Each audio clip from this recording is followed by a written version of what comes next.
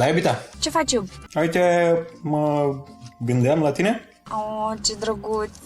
Auzi, vrei să faci tu niște cumpărături? Aș face eu, dar e cam aglomerat. Pe ce să cumpăr? Păi, vezi tu ce lipsește. Și mai bine iei online, că ajung repede, ca să nu te mai duci tu la magazin. Ok, hai că intru acum. Bine, mulțumesc. Hai că ajung și eu. Te pup. Te pup, pa.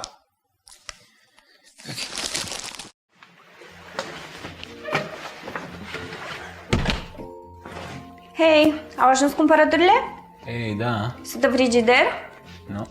În dulap? Nu. Păi și unde l-ai pus? Ți-ai luat jocuri? Eu asta ți-am zis să iei? Păi mi-ai zis să iau ce lipsește. Lipseau jocurile și un abonament PS Plus. Tu ai dat toți banii pe astea? Toți banii, auzi la ea. Am prins reducere de Black Friday, 25% la abonament și jocurile erau mai ieftine. Adică știi că-ți băia cumpătat. Și mâncarea? Mâncarea era la același preț, nu era redus nimic. Mă refer dacă ai cumpărat ceva de mâncare. A, nu. Oricum ne trimit ai noștri, că știu că suntem paraleli cu gătitul. Eu sunt paralel cu gătitul. Tu ești șef. Adică nimănui nu ies ouăle cu cartofi prăjiți cum îți ies ție, iubire. Nu pot să cred că te-ai gândit numai la tine. M-ai văzut tu pe mine? Știam că o să zici asta și am pregătit aici o listă cu ce ai cumpărat tu în ultima perioadă. Ia să vedem. Geantă produse cosmetice din aluminiu, 120 de lei. Set 20 pensule machiaj, 180 de lei. Iluminator lichid, Sun nu știu cum, 240 de lei. Bun.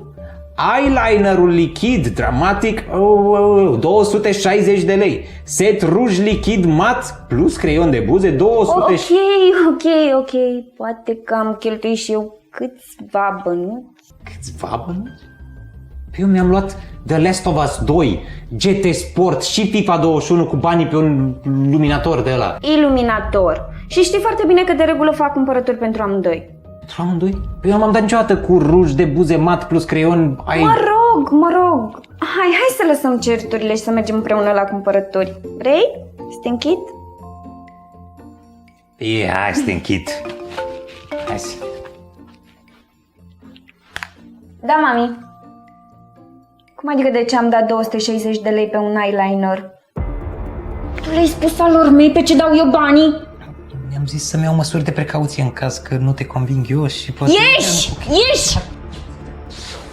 Mai repede! Să nu te văd în fața ochilor! Pentru asta faci cumpărături 6 luni de zile! Da, mami, știu. Dar să vezi ce și-a luat Ionuț. Stai că o bag și pe mama lui pe fir.